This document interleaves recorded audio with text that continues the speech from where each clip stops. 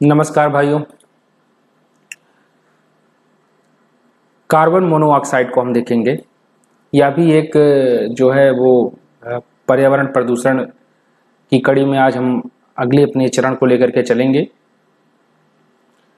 तो उत्पत्ति जीवाश्म ईंधनों के द्वारा होती है। सपोज दैट यदि आप जीवाश्म ईंधन इसको जलाते हैं तो यदि वो आधा जला होता है या बंद कमरे में जो होता है वो जला होता है। अभी लगभग आज से 4 से 5 साल न्यूज़ में एक वाकया आप लोगों ने शायद देखा होगा, तो ये चीज़ समझा होगा कि एक गाड़ी में बंद करके जो है या एक कमरे में बंद करके लोग चिमनी जला रहे थे और चिमनी जलने के कारण दोनों का सांस फूल गया और मर गए। तो रक्त में किस प्रकार से कार्बन मोनोऑक्साइड घुलता है हम उसको व्यापक रूप में देखने का प्रयत्न करेंगे। ठीक है, तो कोयला और ईंधन जो जीवाश्म ईंधन होते से कोयला हुआ, पेट्रोल हुआ, जीवाश्म ईंधन है, इनके अपूर्ण दहन से कार्बन मोनोऑक्साइड की उत्पत्ति होती है। ठीक है, कार्बन मोनोऑक्साइड वनस्पतियों के लिए विषाक्त नहीं है, लेकिन मनुष्यों के लिए ये दम घोटू या गला घोटू गैस के नाम से भी जाना जाता है।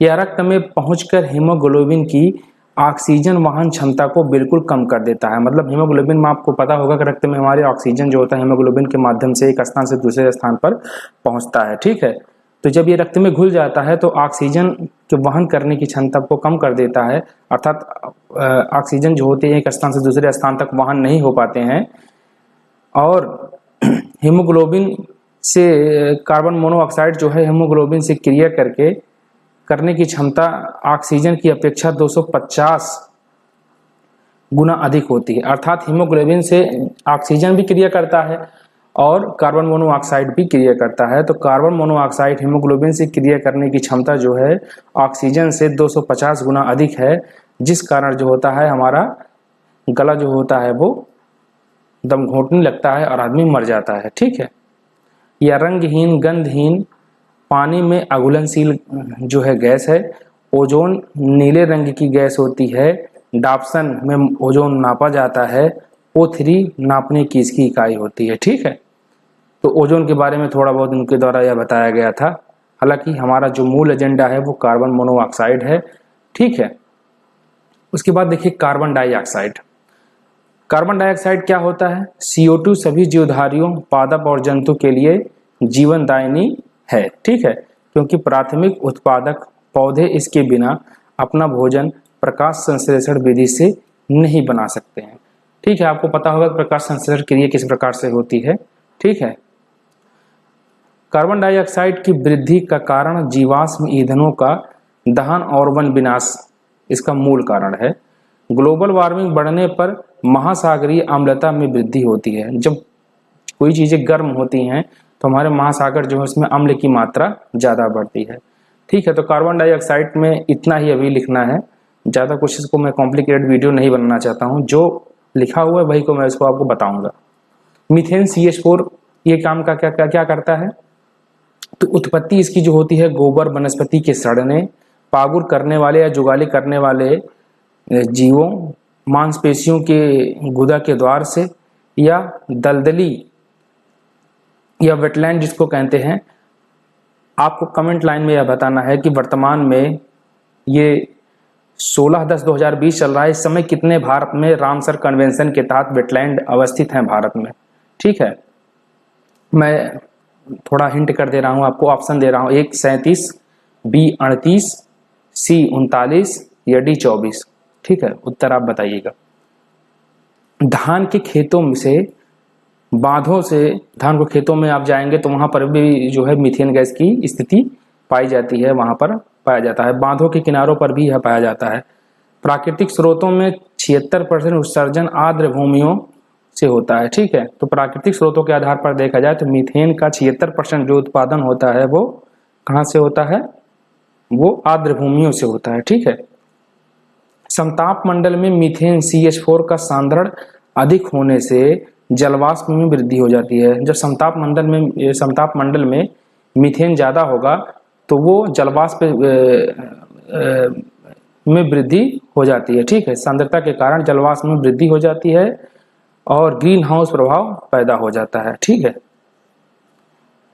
नोट, ग्रीन हाउस गैस इस प्रकार हैं। ठीक है, तो CO2 भी है, CH4 भी है, नाइट्रस ऑक्साइड N2 है, O है, ठीक है। नाइट्रस ऑक्साइड N2O है, हाइड्रोफ्लोरोकार्बन है, परफ्लोरोकार्बन, कार्बन को हम HFC कहते हैं और परफ्लोरोकार्बन को हम PFC कहते हैं, ठीक है। अब क्लोरोफ्लोरोकार्बन CFC जितने भी हैं हम उसको अलग अलग देख रहे हैं। तो इसकी उत्पत्ति जो होती है स्प्रे, फैन, फोम, जो फोम के गद्दे आते थे, एयर कंडीशनर, फ्रिज, प्लास्टिक, अग्निशामक, हेलन गैस आदि से इसकी उत्पत्ति होती है, ठीक है। ये मुख्यतः जो होता है वो फ्रेयान, सबसे अधिक घातक CFC फ्रेयान में पाया जाता है। फ्रेयान का बेसिकली हम प्रयोग जो होता है AC में इसका प्रयोग करते हैं, फ्रेयान गैस का, ठीक है। जो एयर कंडीशनर होता है उसमें, सोफों में लगने वाली फोम तथा एरोसेल स्प्रे में भी ये चीजें पाई जाती हैं, ठीक है। हाइड्रोफ्लोरोकार्बन HFC, परफ्लोरोकार्बन PFC और हाइड्रोब्रोमो क्लोरोकार्बन HBFC इत्यादि का विकास CFC के विकल्प के तौर पर किया गया है, जो ओजोन को कम से कम नुकसान पहुंचाते हैं। मतलब कि ओजोन परत को हम कम से कम नुकसान पहुंचाएं, इसलिए CFC के उत्पादन को बंद करके हम लोगों ने PFC लाया, HBFC लाया, ठीक है। इसकी एक अलग जो है वैरायटी है, लेकिन जो है वो ओजोन को कम से कम क्षति पहुंचाती है। उन्हें हम ओजोन मैत्री कारक पदार्थ भी कहते हैं। ये लोग ओजोन को क्षति नहीं पहुंचाते हैं, कम की बात ही नहीं, पहुंचाते ही नहीं है। सीसा एवं कैडमियम क्या स्थिति होती है? धात्विक कणकीय वायु प्रदूषक होते हैं। सीसा जो होता है मस्तिष्क क्षति, भ्रम, पागलपन और गुर्दा में क्षति करता है जाकर के। ये पेट्रोल के में जो दहन उत्पन्न हो जाता था उसके माध्यम से ये इंटर करता था। कैडमियम क्या करता है? तो हृदय रोग उत्पन्न करता है, रक्तदाब बढ़ाता है, यह श्वसन की क्रिया में भी समस्या लाता है। सिलिका एस्बेस्टस अधिक कणकीय वायु प्रदूषक हैं। सिलिका से सिलिकोसित लक्षण क्षय रोग जैसा होता है, ठीक है। सिलिकोसित हो जाते हैं, बालू में जो स्थिति होती है, सिलिका बालू को ही यहाँ पर कहा जाता है। तो इससे क्षय रोग जैसी समस्याएं उत्पन्न होती हैं, फेफड़ा भी प्रभावित होता है इससे। एस्बेस्टस से एस्बेस्टोसिस नामक बीमारी होती है। सब जो मैं बोल रहा हूँ इसको लिख लीजिएगा, ठीक है।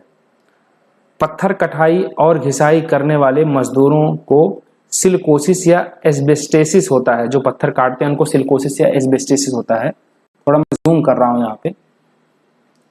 धूल के प्रकार और इधर होने वाले रोग। कोयला की धूल जो होता है, कोयले की धूल से एंथ्रोपोसिस नामक रोग होता है, ठीक है। सिलिका से सिलिकोसिस नामक रोग होता है। लौह कण से सिडोरोसिस नामक रोग होता है और तंबाकू की धूल से टोबेकोसिस होता है। तो इसको याद कर लीजिएगा, कभी पूछ लेंगे तो आप उत्तर बता दीजिएगा। अब मैं आगे यहाँ बढ़ रहा हूँ नीचे। जैविक कणकीय पदार्थ क्या होता है, इसको हम थोड़ा देखते हैं। नया चीज है, तो इसको हम कांग्रेस घास भी कहते हैं, या गाजर घास, या पार्थेनियम के परागकण चमड़ी पर पड़े हो तो चर्म रोग तथा श्वास के साथ फेफड़ों में जाएं तो यह दमा रोग जो है उत्पन्न करते हैं, ठीक है। तो ये कांग्रेस घास के नाम से या गाजर घास के नाम से जाना जाता है। पार्थेनियम परागकण होते हैं ये, ठीक है। जब चमड़ी पे पड़ जाते हैं तो चर्म रोग उत्पन्न होता है। श्वास के अंदर जाएंगे तो फेफड़े जैसे समस्याएं भी उत्पन्न करते हैं।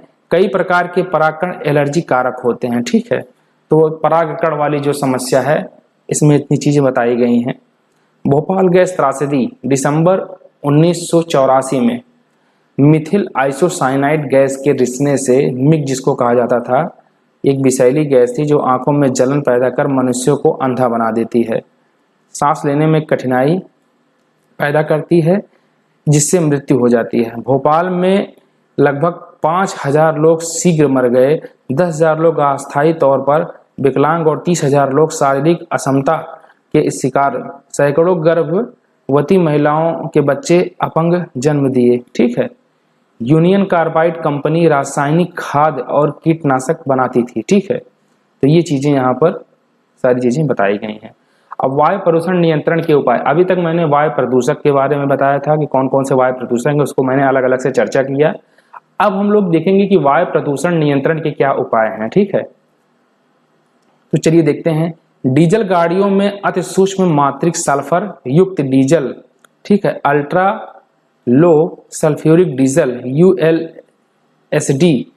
आपको पता होगा कि वर्तमान में 1 अप्रैल 2020 से BS6 के हमारी यहाँ सभी वाहनें जो है उत्पन्न की गई हैं, जो कि अधिक मात्रा में सबसे कम मात्रा में जो है जो सल्फर का प्रयोग करके जो है प्रदूषक स्थिति को हम प्रदूषण से निपटने के लिए हम क्रियाकलाप कर रहे हैं। ठीक है, या हरित डीजल का प्रयोग, जो बायोडीजल मैंने बताया था वही चीज इसमें है।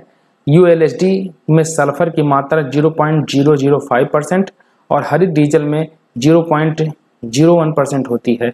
हरित डीजल में यूरो 4 मानक का डीजल है। ठीक है, और अन्य वैकल्पिक ईंधन कोल ब्लेड, मीथेन तथा बायोडीजल आते हैं। तो मैंने आपको यहाँ पर पुराना नोट्स था चूंकि, तो यहाँ यूरो 4 दिखाई दे रहा है, अब तो BS6 भारत में यूज हो रहा है। ठीक है, भारत में शीशा रहित पेट्रोल का कर का प्रयोग 4 महानगरों में सर्वप्रथम 1995 में हुआ था। CFC, ठीक है, क्लोरोफ्लोरोकार्बन में फ्रेयन 11 तथा 12 के उत्पादन एवं उपयोग में कटौती की गई है। ठीक है, CFC में स्वचालित वाहनों में कैटलिटिक कन्वर्टर लगाया गया है। फैक्ट्रियों के चिमनियों में बैग फिल्टर, जो फैक्ट्री से जो चिमनियां निकलती हैं, धुआं जहां से निकलता है वहां बैग फिल्टर लगाया गया है होना चाहिए, तथा 50 माइक्रोन से कम व्यास वाले कणकीय पदार्थों को पृथक करता है। ठीक है, ये 50 माइक्रोन से जो कम होते हैं जबकि कि व्यास जो होता है आपको जानते होंगे त्रिज्या का दुगना होता है, तो 50 माइक्रोन से कम व्यास वाले जितने भी कणकीय पदार्थ हैं उनको जो होता है वो पृथक कर लेता है। ठीक है, 50 माइक्रोन से बड़े आकार वाले कणकीय पदार्थों को छानकर अलग करने के लिए चिमनियों में साइक्लोन सेप्टर तथा बेट स्क्रबर नामक उपकरणों का प्रयोग किया जाता है। ठीक है, बेट स्क्रबर एक उपकरण है, उसका प्रयोग किया जाता है। अब तो नए नए उपकरण भी आ गए होंगे। साइक्लोसेप्टर एक शंक्वाकार सिलेंडर जिसमें धूल का चक्रवात जैसा मंथन, जिसमें बड़े व भारी कण नीचे बैठ जाते हैं, और ब्रेस्ट स्क्रबर विधि में धूल को जल से होकर गुजारा जाता है, जिसमें ठोस कणकीय पदार्थ जल में कैद हो जाते हैं। ठीक है, 1 माइक्रोन से छोटे वाले कणकीय पदार्थों को अलग करने में वायुमंडल में फैलने से रोकने के लिए 2 उपकरणों का प्रयोग किया जाता है। ठीक है, तो इलेक्ट्रोस्टैटिक प्रेसिपिटेटर, विद्युत स्थैतिक अवक्षेपक इसको कहा जाता है, और दूसरा जो है फैब्रिक फिल्टर। ठीक है, इसको दोनों को याद कर लीजिएगा। इलेक्ट्रोस्टैटिक प्रेसिपिटेटर, इसे विद्युत स्थैतिक अवक्षेपक कहते हैं, और दूसरा होता है फैब्रिक फिल्टर। कांग्रेस नेता अब उस समय थे मुरली देवड़ा के लोक हितकारीवाद पब्लिक इंटरेस्ट लिटिगेशन PIL पर नवंबर 2001 में सर्वोच्च न्यायालय ने सभी सार्वजनिक स्थल पर धूम्रपान निषिद्ध कर दिया। मतलब सार्वजनिक स्थल पर आप धूम्रपान का प्रयोग नहीं कर सकते हैं। ये पब्लिक इंटरेस्ट लिटिगेशन जो है 2001 नवंबर में आया था। ठीक है, उत्प्रेरक समपरिवर्तक कैटालिटिक कन्वर्टर वायु प्रदूषण को कम करने के लिए स्वचालित वाहनों में कैटालिटिक कन्वर्टर का प्रयोग किया जाता है। ठीक है, इंजन में डीजल व पेट्रोल के ऑक्सीकरण से CO2 व जल मुक्त होता है। इस क्रिया में CO2 व H2O जल के साथ साथ प्रतिक्रिया द्वारा अवांछनीय पदार्थ के रूप में विषैले गैस कार्बन मोनोऑक्साइड व नाइट्रोजन ऑक्साइड NOx भी बनने लगती हैं। ठीक है, तो ये चीजें हैं, आप इसको समझेंगे, इसको रटना ही है, इसलिए मैंने आपको यहाँ पर बताना। मैं इसका जो है आपका PDF आपको नीचे दे दूंगा, आप इसको दोबारा जब पढ़ेंगे तो आपको समझ में आएगा। ठीक है, बेसिकली इसमें ये कहा गया है कि ये प्रकार के जो होते हैं वो इंस्ट्रूमेंट्स हैं, इसके माध्यम से हम वायु प्रदूषण को कम करते हैं। 50 माइक्रोन से जो अधिक जो कण होते हैं उसको अलग प्रकार के इंस्ट्रूमेंट से जो है रोकते हैं, उसको आपको मैंने नीचे लिखा हुआ है, ठीक है। आप इसको पढ़ेंगे, दोबारा वीडियो देखेंगे तो चीजें आपको समझ में आएंगी। उससे अधिक को रोकने के लिए अलग व्यवस्था की गई है, ठीक है। आगे बढ़ते हैं। इंजन से निकलने वाली गैसों को उत्प्रेरक समपरिवर्तक में रखे विषांगी उत्प्रेरक को कहते हैं। समांगी उत्प्रेरक, विषमांगी उत्प्रेरक आपने पढ़ा होगा इंटरमीडिएट में, तो ये सब यही चीजें हैं, ठीक है। हेट्रोजीनियस कैटलिस्ट इसको बोलते हैं कि ऊपर से प्रवाहित किया जाता है, जिससे विषमांगी उत्प्रेरक कार्बन मोनोऑक्साइड को अपेक्षाकृत कम हानिकारक CO2 में बदल देते हैं। तो कार्बन मोनोऑक्साइड को CO2 में बदलने की प्रक्रियाएं भी अनेकों प्रकार के उत्प्रेरकों के माध्यम से भी की जा रही है, ठीक है। अब यहाँ चलते हैं। इसके अतिरिक्त दहन इंजन में नाइट्रोजन ऑक्सीकृत होकर नाइट्रिक ऑक्साइड यनों में बदल जाती है, जो अत्यंत विषैली गैस है। नाइट्रिक ऑक्साइड की कुछ मात्रा नाइट्रोजन ऑक्साइड NO2 में ऑक्सीकृत हो जाती है। अब देखिए, इस चीज को पढ़ना ही पड़ेगा, इसका कोई ऑप्शन नहीं है। जब तक आप पढ़ेंगे नहीं, समझेंगे नहीं, आपकी सारी कॉन्सेप्ट क्लियर नहीं होंगे। हमें यहाँ कॉन्सेप्ट क्लियर करना है, ठीक है। ना हमें ये बताना है कि हमको बहुत आता है, ना किसी को ये दिखाना है। हमको कॉन्सेप्ट क्लियर करना है और सीधी सी बात पढ़नी है, ठीक है। जिसको जो समझना है समझे। NO2 में ऑक्सीकृत हो जाती है। दोनों विषैली गैसें हैं। उत्प्रेरक समपरिवर्तन में विषमांगी उत्प्रेरक 37 दिनों में गैस को वापस नाइट्रोजन व ऑक्सीजन में परिवर्तित कर देता है, ठीक है। तो यहाँ पर नाइट्रिक ऑक्साइड जो कि एक खतरनाक गैस है, उसमें नाइट्रोजन ऑक्साइड में ऑक्सीकृत जब होता है तो दोनों विषैली गैसें हैं। उत्प्रेरक समपरिवर्तन में विषमांगी उत्प्रेरक मिलाया जाता है। इन दोनों में एक विषमांगी उत्प्रेरक मिलाया जाता है और बाद में वो N2 और O2 में कन्वर्ट हो जाता है, ठीक है। कैटेलिटिक कन्वर्टर उत्प्रेरक समपरिवर्तक है क्या चीजें? तो CO को CO2 में बदल देता है और नाइट्रिक ऑक्साइड व नाइट्रोजन ऑक्साइड को वापस नाइट्रोजन और ऑक्सीजन में बदल देता है। इसका बेसिक कॉन्सेप्ट आप यही है कि, ठीक है, कैटेलिटिक कन्वर्टर इसको कहते हैं, उत्प्रेरक समपरिवर्तक। इसको इतना याद कर लीजिए।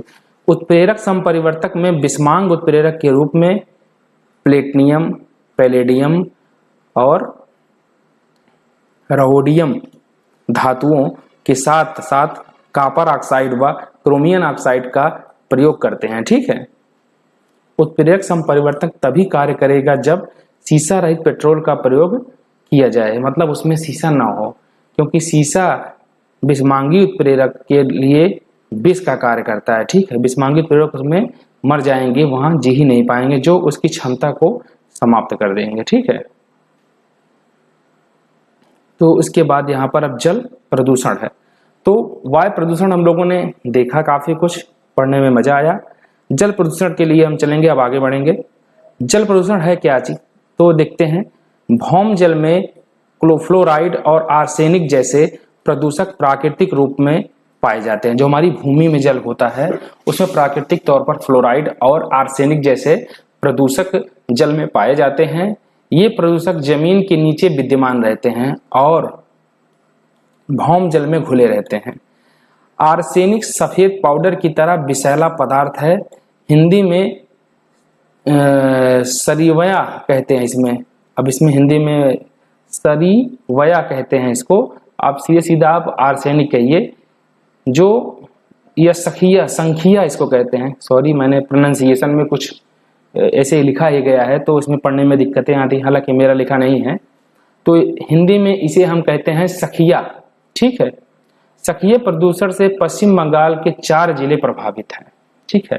तो आप सीधा जानिए कि सखिया प्रदूषण या जो है आर्सेनिक प्रदूषण वेस्ट बंगाल में के 4 जिले सबसे ज्यादा प्रभावित है, जिसमें मुर्शिदाबाद, नदिया, उत्तरी 24 परगना व दक्षिणी 24 परगना में ज्यादा है। अर्थात वहां के जल में आर्सेनिक की अधिकता है। आर्सेनिक बैकफुट रोग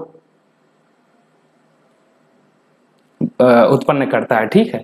आर्सेनिक जो होता है वो बैकफुट रोग उत्पन्न करता है। बैकफुट रोग मुझे लगता है कि जो हाथी पांव वाला समस्या है, पैर फूल आते हैं, वही समस्याएं उत्पन्न करता है, ठीक है। फ्लोराइड यूपी के उन्नाव जिले में कई गांवों का जल प्राकृतिक रूप से फ्लोराइड की अधिकता से प्रदूषित है।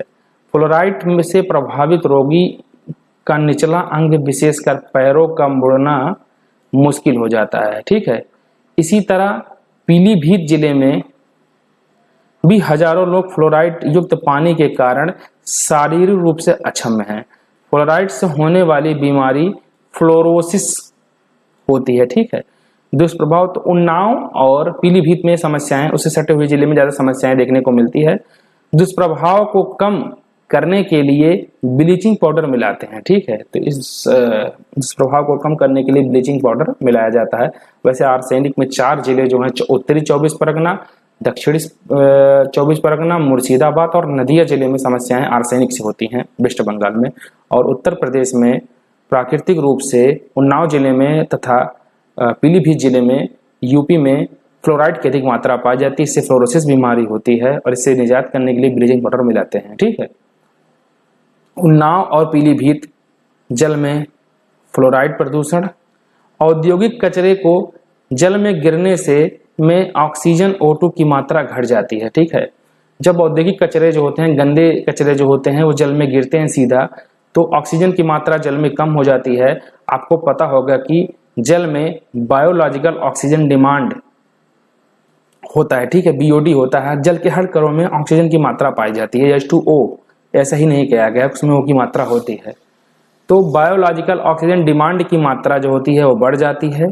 सल्फेट, नाइट्रेट, क्लोराइड, लवणों की मात्रा भी बढ़ जाती है।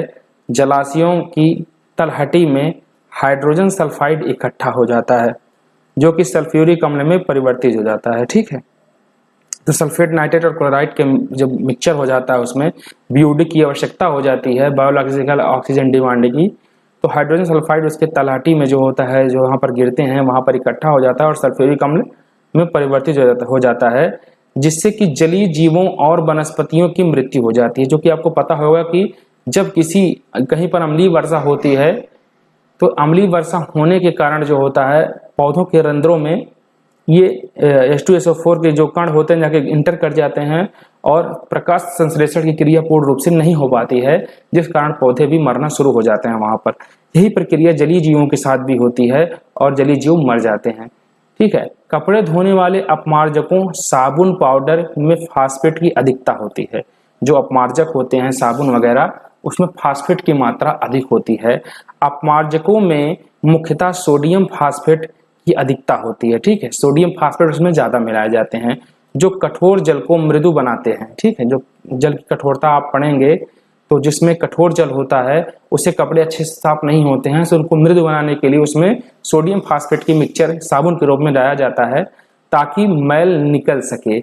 यही सल्फेट जलाशयों में जाकर पादप सुपोषण का कारण बनता है। ठीक है, पादप सुपोषण का कारण बनता है, क्योंकि फास्फेट जलीय पौधों के विकास हेतु आवश्यक पोषक पदार्थ हैं। ठीक है, आवश्यक पोषक पदार्थ हैं। जलाशयों में फास्फेट घुलने से शैवालों की संख्या उतनी बढ़ जाती है कि ऑक्सीजन की कमी हो जाती है। ठीक है, अब पादप सुपोषण का मतलब ये हुआ कि पौधों के लिए तो ये सुपोषित हो जाता है। अब ये जब जलाशय में जाके फास्फेट घुलते हैं तो ये पौधों के लिए तो अब जान लीजिए मलाई है। जब ये शैवाल इनको खाते हैं, शैवालों की संख्या लगातार बढ़ जाती है और जल में जो होता है BOD की मात्रा, बायोलॉजिकल ऑक्सीजन डिमांड की मात्रा में कमी आ जाती है, जिससे कि अन्य जलीय जीव और पौधों की मृत्यु हो जाती है। जैसे जलकुंभी वगैरह आप देखे होंगे, इसका एक व्यापक उदाहरण है। ठीक है, तो बस आज के लिए इतना ही। आप लोगों को पढ़ने में काफी मजा आया होगा, क्योंकि अच्छे कंटेंट थे, ये आते रहते हैं, हम ऐसे निरंतर वीडियो लाते रहेंगे। अभी काफी इसमें कुछ है तो आपको मैं यहाँ पर बताऊंगा। ठीक है, जय हिंद, जय भारत, नमस्कार।